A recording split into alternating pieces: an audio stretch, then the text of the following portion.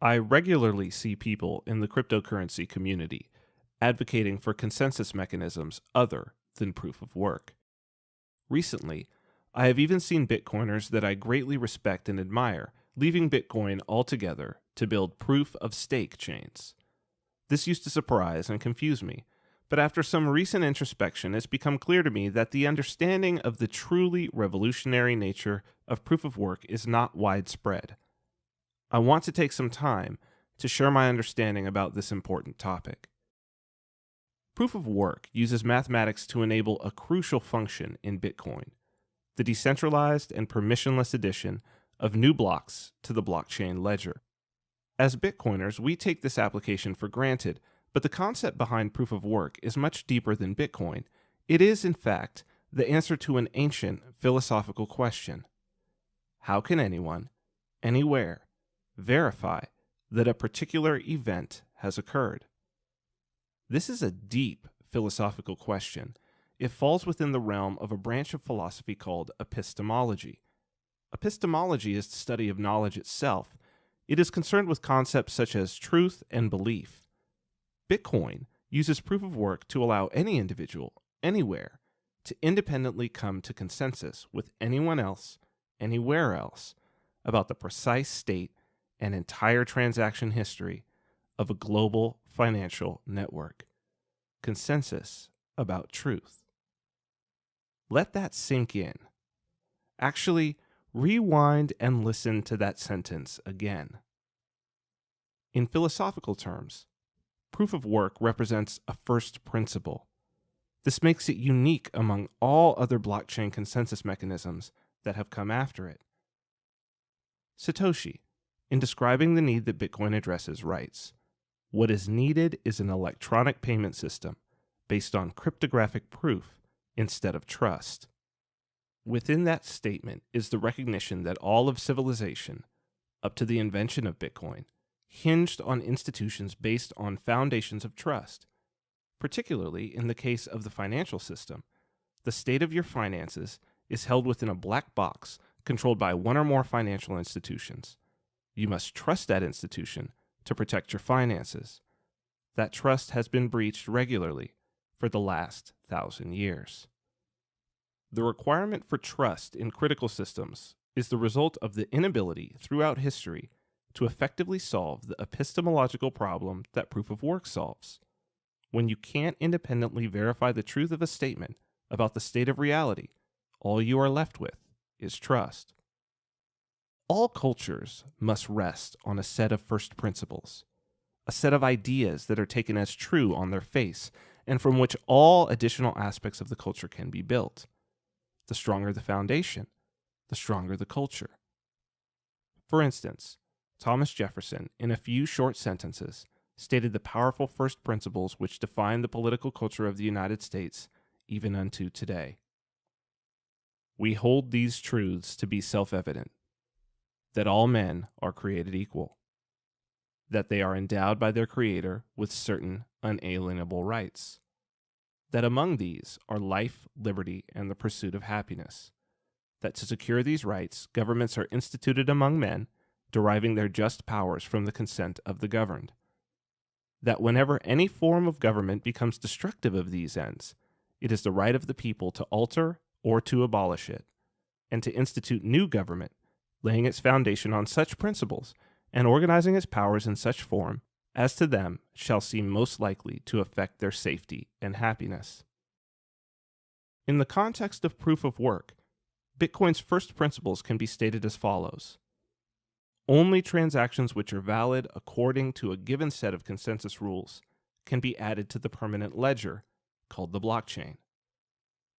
In order to add transactions to the blockchain, a node must prove to all other nodes that it has performed a required minimum of computation. It must provide proof of work. The valid blockchain for any given set of consensus rules is the one representing the most cumulative historical work performed to construct it. The core concept that would become known as proof of work was first made public in 1992 in a paper by Cynthia Dwork and Moni Noor called Pricing via Processing, or Combating Junk Mail. The idea was expanded, though with the same application, mitigating spam, by Adam Back in 1997 with Hashcash. Hal Finney further improved on the idea with his 2004 reusable proof of work project.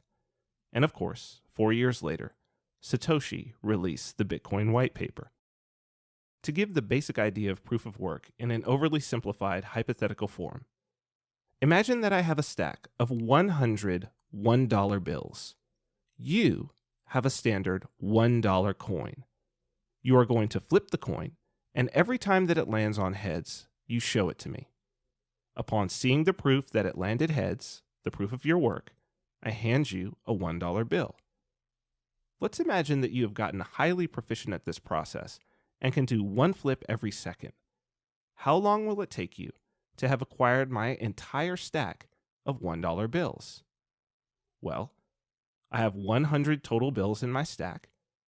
You receive one bill for every time you flip heads.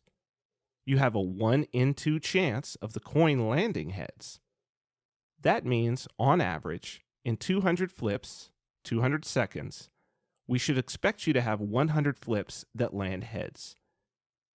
In 200 seconds, we should expect you to have received all 100 of my bills. Now let's change the two-sided coin into a six-sided dice. If you receive a bill for every time it lands on 1, and you can roll the dice 1 time per second, then, with your 1 in 6 chance of receiving a bill, we should expect it to take you, on average, 600 seconds, 600 rolls, to acquire all 100 bills in my stack. Proof of work takes this easy-to-understand concept and, through the use of cryptographic hash functions, in Bitcoin this is the SHA-256 algorithm, enables even someone who didn't observe the dice roll to verify the fact that a given roll produced the desired outcome.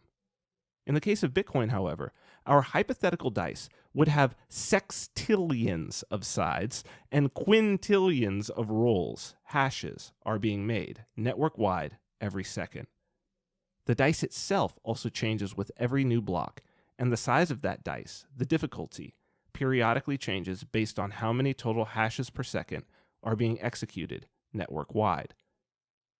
If a miner hashes a valid number, he gets to add a block to the blockchain, keeping for himself the rewards that go along with finding that block. This is a uniquely egalitarian system, a set of first principles that treats all individuals equally. It doesn't matter how much Bitcoin you own or when you acquired it. Even Satoshi Nakamoto himself is not entitled to any more new coins than a miner who started mining yesterday. Consensus mechanisms like proof of stake privilege those who got there first. Advocates of such mechanisms believe, mistakenly, that the purpose of proof of work is to determine who can add to the ledger. That is a useful application, but the fundamental purpose of proof of work is to provide a first principle with which to build an economic society, to provide a truth which we can hold to be self-evident. One of the most persistent criticisms of proof of work as it is used in Bitcoin is that it requires immense amounts of energy. This criticism has been leveled since literally the first days after Bitcoin's release. The energy expenditure demanded by the proof of work consensus mechanism is a feature of Bitcoin, not a bug. To discover the truth for yourself about any topic requires more energy expenditure than simply trusting the word of someone else. The energy expended by the Bitcoin network is energy expended in the literal pursuit of truth. Those who are the first to discover the truth reap great rewards. Bitcoin is a system that incentivizes participants to innovate methods for generating energy more sustainably and to use that energy more efficiently. Those incentives come not from regulatory coercion, but from voluntary participation in a proof of work consensus mechanism. We don't know what the final edifice will be, but the rock-solid foundation for a new global economy and culture based on proof of work has been laid. What is left for you and I is to build in pursuit of truth.